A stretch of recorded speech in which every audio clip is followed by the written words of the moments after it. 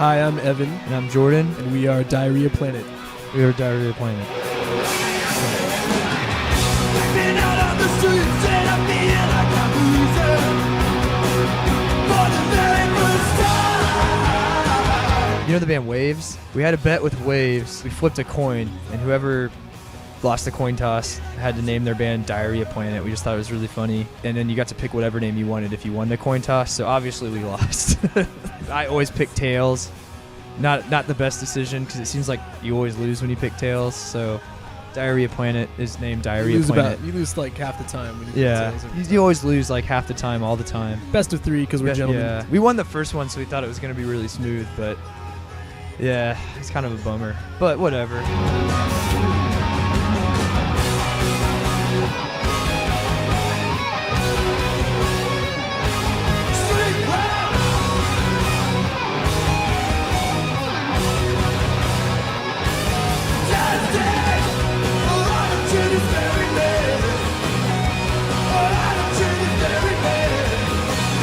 Like 08 we just joked about it, and in 09 was when we actually started. But it was me and this guy named Evan Donahue from Nashville. We just wanted to make like a noise band, and then we decided to start writing like real songs because we would just like sit in our dorm room and like make a bunch of like pedal sounds and stuff, and it was just really dumb.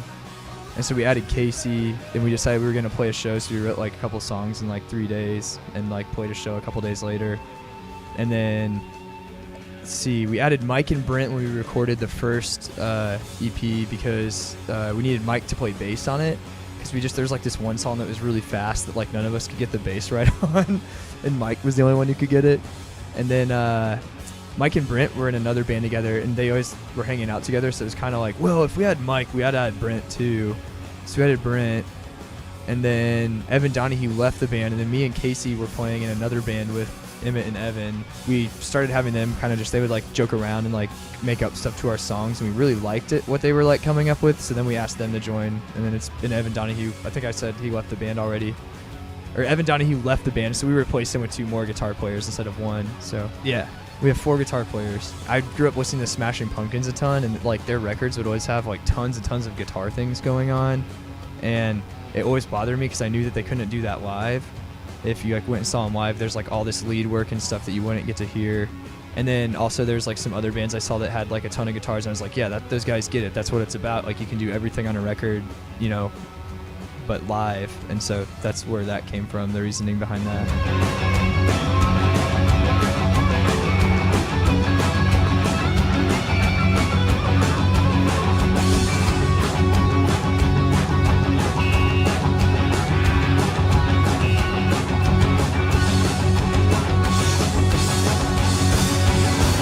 I think 3 times longer than the first one. We recorded it at Marcata Studios in upstate New York with Kevin McMahon of Titus Andronicus and Liquor Store and Real Estate fame. It's going to be called I'm Rich Beyond Your Wildest Dreams. It's going to be on Infinity Cat again. Maybe dialed back a little bit of the gratuitous shredding at, to kind of like cultivate a little dynamics. More. Yeah, it's like these songs are a little more fleshed out. They're a little more, they feel like legitimate songs versus just bursts of kind of maybe very masturbatory guitar soloing. But I don't know. We'll let you be the judge, but it's different. It's not bad different, but different. This is the first time we tracked live. We would always track in houses. The first time we tracked in a studio too. We would track in houses and stuff before, and like with click tracks and stuff. And this record we didn't use any click tracks, no headphones, just played live in a room together.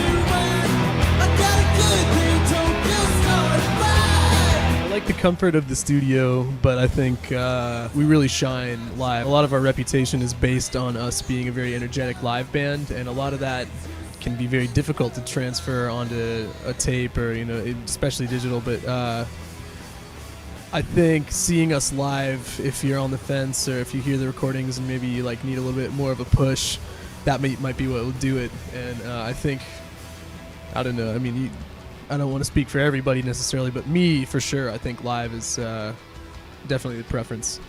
Yeah, we're definitely like a live band. Like studio is cool because it's really exciting to see. At least from like, and like my end of things, I guess. Like it's really exciting because there's a lot of possibilities. In terms of like you can kind of just turn a song into something like really awesome in the studio, but live is just like what it's all about for us. I think like we just like really enjoy playing. Some of us get pretty tuckered out. It can be tiring on stage. Yeah. Being on the road for a long time. But it's like a lot of fun. I think all of us just really enjoy getting to turn up our amps really loud, or like like Casey enjoys getting to beat the crap out of his drums. Because in Nashville, like, some of us get to play pretty loud regularly, and others, like myself, like I like barely ever get to play through anything but a headphone amp. So for me, it's just like I love getting to do that.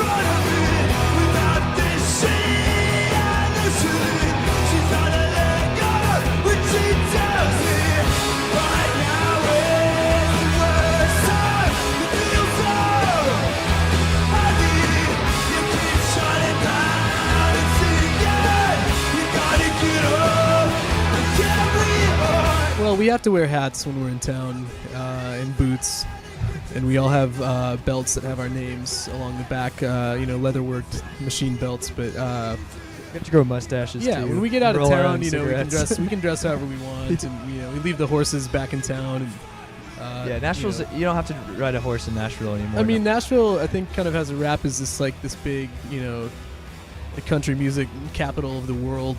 But and certainly it probably is. But I think there's a lot of other stuff there, and if there's anything you're looking for, you can probably find it. And so for us, we were privileged enough to kind of be delivered into a scene where there's a lot of like-minded individuals, and it was very easy for us to kind of stake our claim as a alternative power rock, punk, whatever, party metal, whatever the most recent blog has said. Like I don't really know. Scuzzy garage. Yeah, scuzzy garage, rip roaring. You can do whatever you want in Nashville. I like to say that we're a mean pop band. Yeah, if you're doing it for the love of the game, I think that's what people care about, and it doesn't matter if it's country or rock or rap or metal or whatever.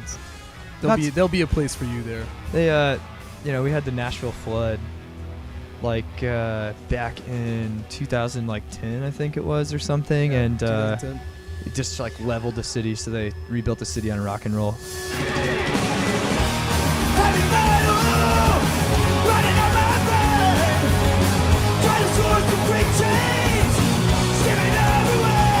We have some covers. We have a couple of Joni Mitchell covers. They're going to be a little bit slower, maybe lull people into a peaceful sleep. Wake them back up with some AC/DC or something, Yeah. Trying to sound like Angus. I don't know. No, we'll figure. We some covers, and being on the road with the So Glows too. We've played a number of shows with them already, and they have a pretty good sense of humor about what they're doing. And I think it'll be easy for us to come up with some tricks for the crowds, keep it exciting for Probably gonna play some on-stage basketball. Yeah, keeping it like, exciting for the fans is the name of the game for this tour. So Supposedly, I think I think Ryan claims he can dunk. I feel like Ryan. that remains to be seen. Yeah, but, Ryan from the Glows thinks he can dunk, which I don't believe.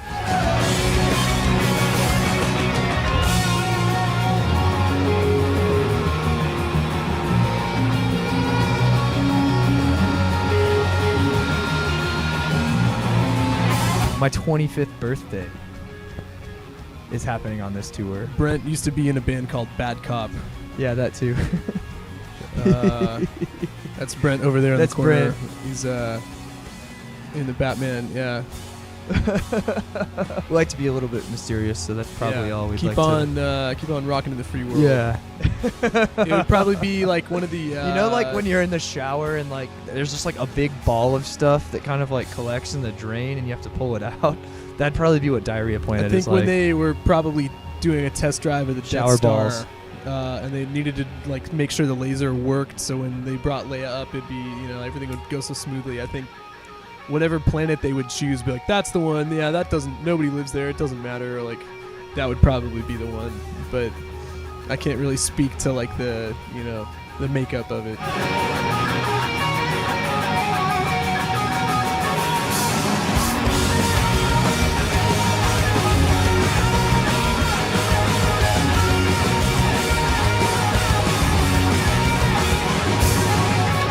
We're Diarrhea Planet, and you're watching Roxwel.